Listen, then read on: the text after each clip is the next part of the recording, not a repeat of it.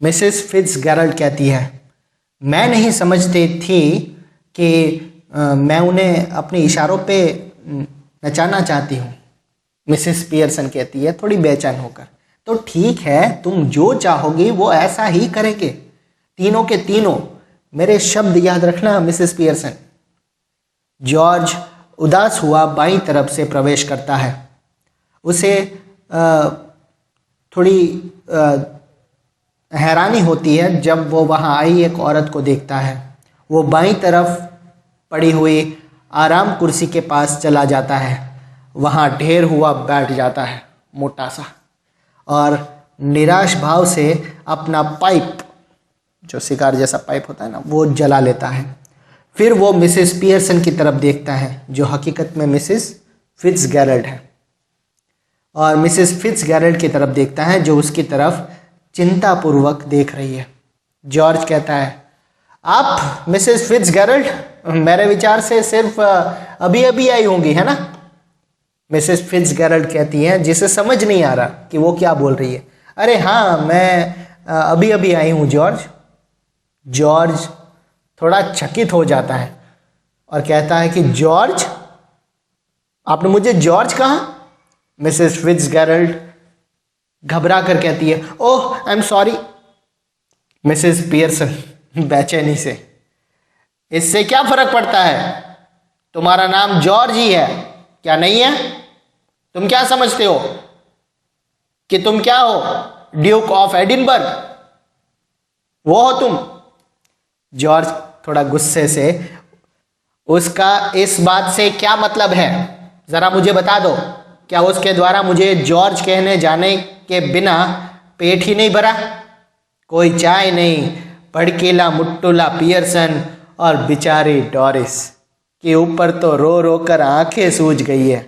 हाँ हाँ, रो रो के आवाज उसकी बैठ गई, आंखें सूज गई बेचारी की। मिसेस फिट्जगेरल्ड कहती, थोड़ी बिलखती हुई, ओ डियर, मुझे ये जान लेना चाहिए था। जॉर्ज कहता है, उसकी तरफ थोड़ा घूरता भी है और चिढ़ते हुए कहता है, तुम्हें जान लेना चाहिए था? तुम्हें क्यों जान लेना चाहिए था? तुमसे इसका कोई संबंध नहीं है मिसेस फिट्जगेरल्ड। देखो, अभी यहाँ हमारा सब कुछ बिगड़ा हुआ है, गड़बड़ हुआ है, इसलिए शायद आप हमें प्लीज माफ करें। मिसेस पियर्सन कहती है, इससे पहले कि मिसेस फिट्जगेरल्ड जवाब दे, मैं तुम्हें माफ नहीं करूंगी जॉर्ज। अगली बार जब कोई दोस्त और पड़ोसी मुझसे मिलने आए तो तब तुम उसे देखो तो मुंह से कुछ बोलो, जैसे कि गुड इवनिंग और हाउ डू यू डू, ठीक है? या कुछ ऐसा, और सिर्फ अंदर आकर बैठ मत जाओ बिना कोई शब्द बोले। इट्स बैड मैनर्स, ये बुरी आदत है। मिसेस फिट्जगेरल्ड थोड़ी घबराती हुई कहती है, नहीं नहीं, it's all right, it's all right, it's okay. Mrs Pearson कहती है, नहीं, इट्स नॉट ऑल राइट, ये सब ठीक नहीं है। इस घर में अच्छी आदतें रखनी होगी, वरना मुझे इसका कारण पता होना चाहिए। वो जॉर्ज की तरफ घूमती हुई, सुन लिया? जॉर्ज कहता है, थोड़ा डरा हुआ, भयभीत हुआ, सुन लिया क्या? मिसेस पियर्सन उसे ताना मारती हुई, तुम उठकर क्लब क्यों नहीं चले जाते? आज एक स्पेशल नाइट जो है, क्या नहीं है? वो तुम्हारी राह देख रहे होंगे, अच्छा खासा हंसना चाह रहे होंगे, तो चले जाओ, उन्हें निराश मत करो। जॉर्ज कहता है थोड़ा कड़क आवाज में, ये सब ठीक हो रहा है, अब उसके सामने मेरा मजाक मत करो, बोलती रहो, मेरा ख्याल बिल्कुल मत करो, सब गड़बड़ हो रखा है यहाँ।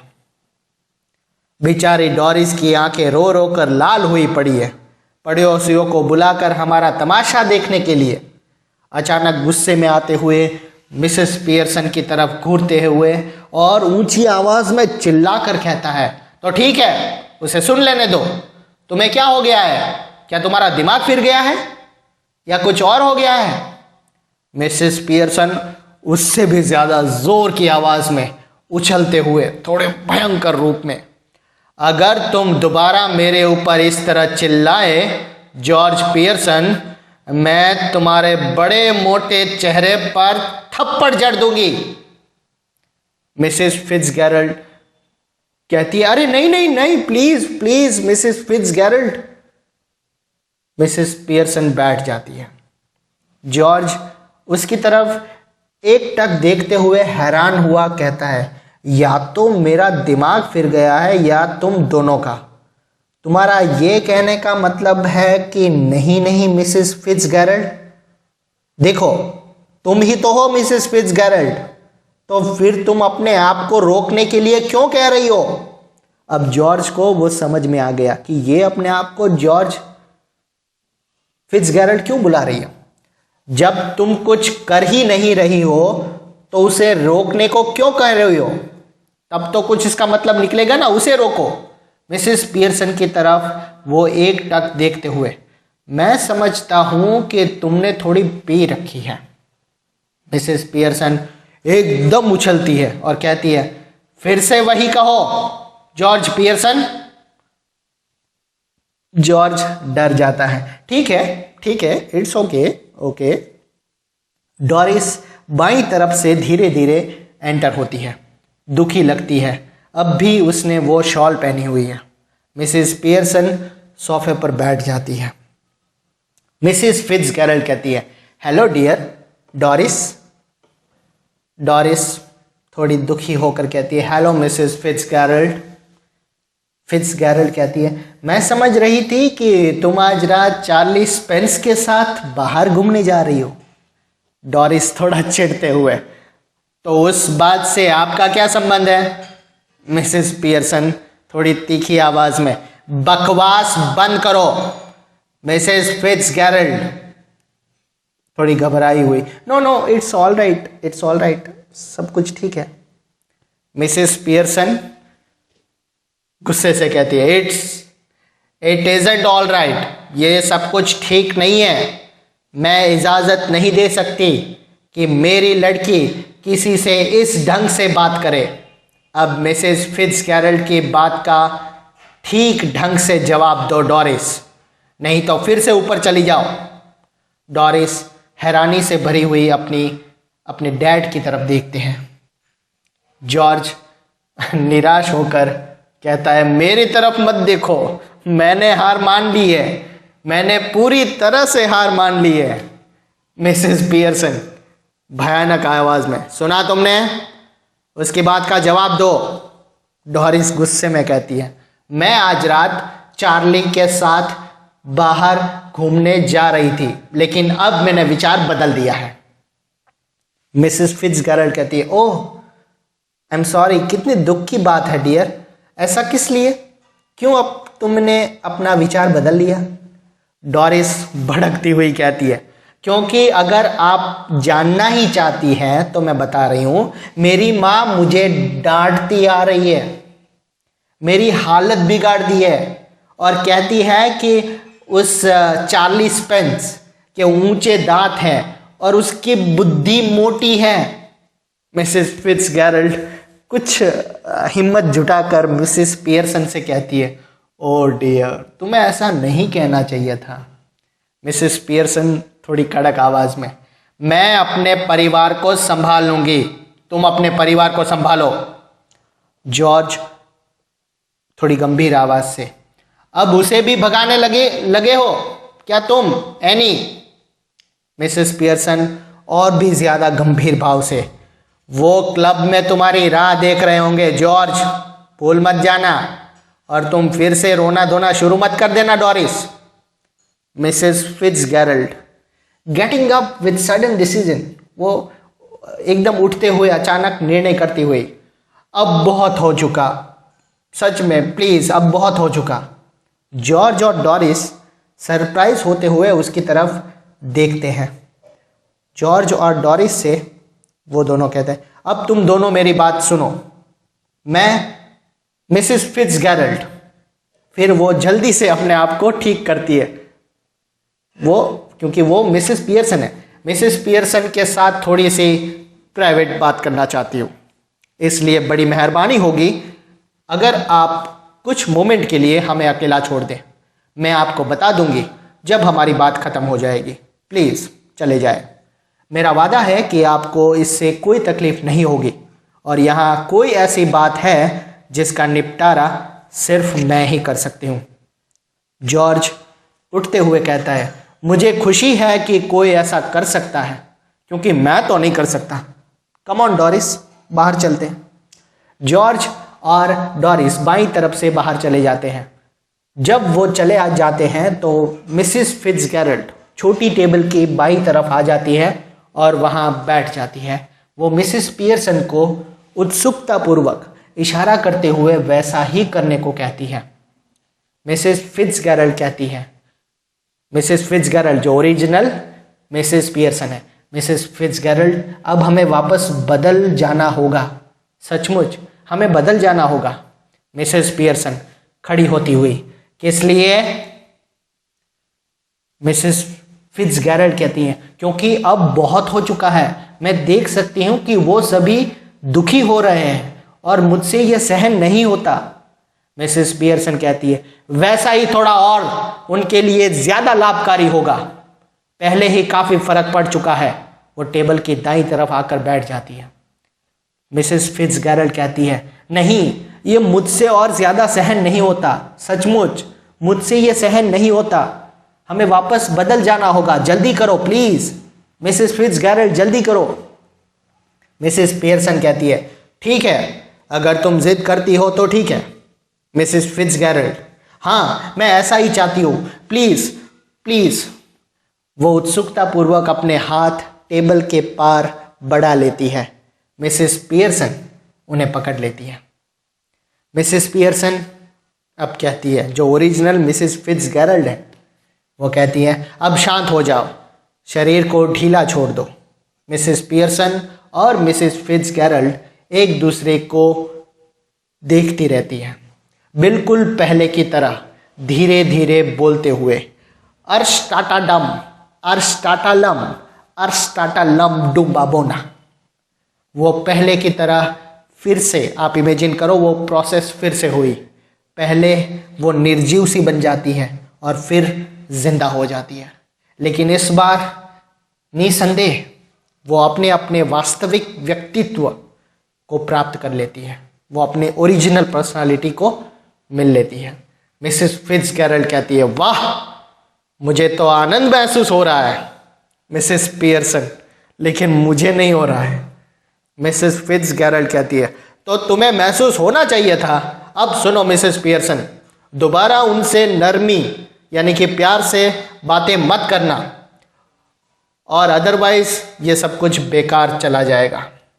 मिसेस पियर्सन कहती है, मैं कोशिश करूंगी कि ऐसा ना हो मिसेस फिट्जगेरल्ड। मिसेस फिट्जगेरल्ड कहती है, उनका इतनी देर तक इलाज नहीं हुआ जितनी देर तक मैं करना चाहती थी। 1 या 2 घंटे का थोड़ा और सख्त इलाज और हो जाता तो बात बिल्कुल पक्की थी। मिसेस पियर्सन जवाब देती हैं, मुझे विश्वास है कि अब वो पहले से बेहतर हो जाएंगे। फिर भी मुझे समझ नहीं आ रहा कि मैं कैसे समझा पाऊंगी। मिसेस फिट्जगेरल्ड थोड़ी स्ट्रांग, थोड़ी कठोर होकर कहती है, कुछ समझाने मत लग जाना और या माफ़ी मांगने या कुछ भी ऐसा कुछ मत करना, अदरवाइज सब तुम भी खत्म हो जाओगी, नष्ट हो जाओगी। मिसेस पियर्सन थोड़ा जोश में आते हुए, तुम्हारे लिए ये सब कुछ कहना ठीक है मिसेस फिट्जगेरल्ड, आखिर वो तुम्हारा पति और तुम्हारे बच्चे नहीं है। मिसेस फिट्जगेरल्ड इम्प्रेसिवली कहती है, अब तुम मेरी बात सुन लो। तुमने खुद स्वीकार किया था कि तुम उन्हें बिगाड़ रही थी और वो तुम्हारी कदर नहीं करते थे। किसी भी तरह की माफ़ी मांगोगी, कुछ भी एक्सप्लेनेशन देने की कोशिश करोगे तो फिर तुम सीधे वहीं पहुंच जाओगे जहां पर तुम थी।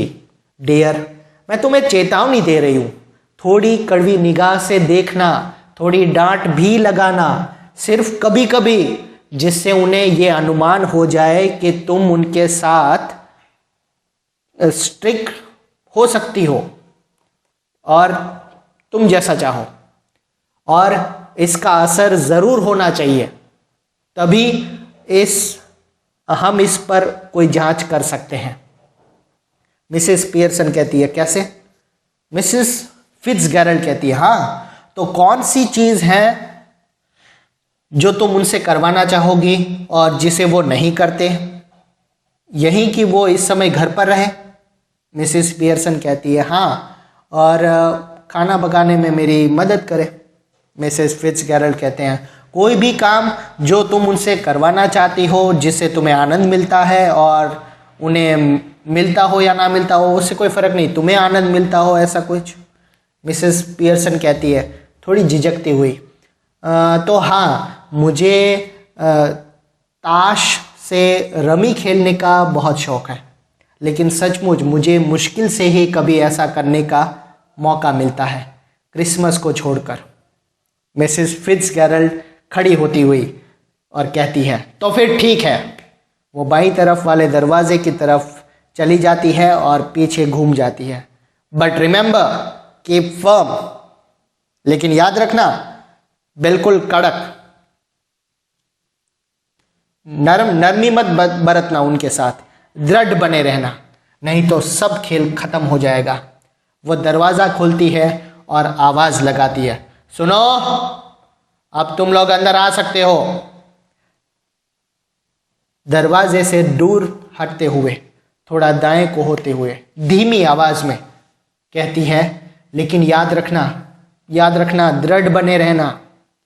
जॉर्ज, डोरिस और सिरिल दरवाजे में से लाइन बांधे हुए अंदर आते हैं और आशंका से भरे हुए मिसेस पियर्सन को देखते हैं। मिसेस फिट्जगेरल्ड कहती है I am just off to let you enjoy yourself. मैं जा रही हूँ ताकि तुम अपने मज़े ले सको। परिवार के लोग उत्सुकतापूर्वक मिसेस पियर्सन की तरफ देखते हैं जो मुस्कुरा देती हैं।